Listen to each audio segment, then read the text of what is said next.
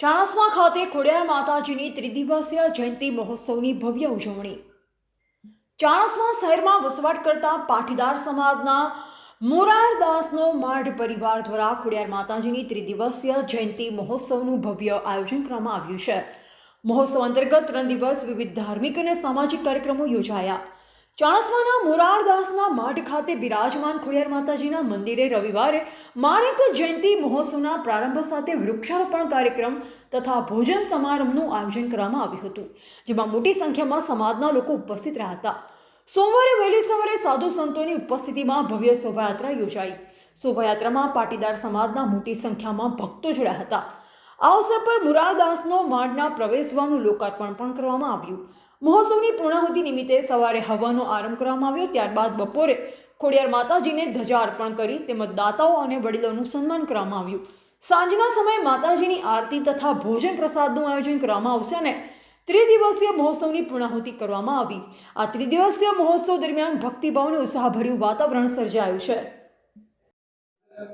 આજે અમારા મોરારદાસના માઢમાં આઈ શ્રી ખોડિયાર જ્યારે ચારણો આ ગામમાં રહેતા હતા એ વખતે ચારણોએ આ ખોડિયારને બેસાડેલી, એના પછી જ પાટીદારો આ ગામમાં આવેલા।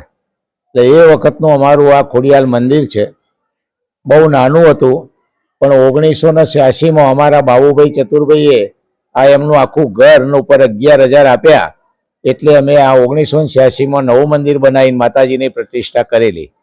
આજે એના 40 વર્ષ પૂરા થયા છે, એટલે અમે અમારો મોરારદાસનો માઢ એનો પુનરુદ્ધાર કર્યો અને અમારા ખોડિયાર મંદિરની માણેક જયંતિ આજે 40 વર્ષે ઉજવવા જઈ રહ્યા છીએ। ગઈકાલે અમે વૃક્ષારોપણનો પ્રોગ્રામ કર્યો, વરોણા પગપાળા સંઘનું સ્વાગત કર્યું, રાત્રે જૂની હરોળના ફોટાઓ જોયા અને આજે અમે મા ખોડિયારની શોભાયાત્રા સાધુ સંતો સાથે માતાજીના રથ સાથે આખા ગામમાં ફર્યા અને આજે એ પ્રોગ્રામ અમે પૂરો કર્યો છે। અને અમારા માઢના બધા જે ભાઈઓ જ્યાં રહેતા હોય તે બેન દીકરીઓ બધાએ અહીંયા હાજરી આપી છે અને ખૂબ માના ગુણગાન ગાયા છે। અને અમારા માઢના બધા ભાઈઓ જ્યાં જ્યાં વસ્યા છે, અહીંથી જઈને અમેરિકા હોય કે અમદાવાદ હોય કે ક્યાં હોય, બધા સુખી કર્યા છે માતાજીએ। અને બધા અહીંયા અમારે જ્યારે જરૂર હોય ત્યારે હંમેશા ફાળો આપે છે અને એ રીતે અમે અહીંયા આ માતાજીનો મોટો પ્રોગ્રામ આજે રાતે રાસ ગરબા છે, કાલે બધા સંતોનું અને દાતાઓનું સન્માન પણ અમે રાખ્યું છે। આ રીતે અમારા બધા પ્રોગ્રામ છે અને માતાજીના આશીર્વાદ બધાના ઉપર હજુ મળી રહે। અને દરેક 3 દિવસનો કાર્યક્રમ હતો।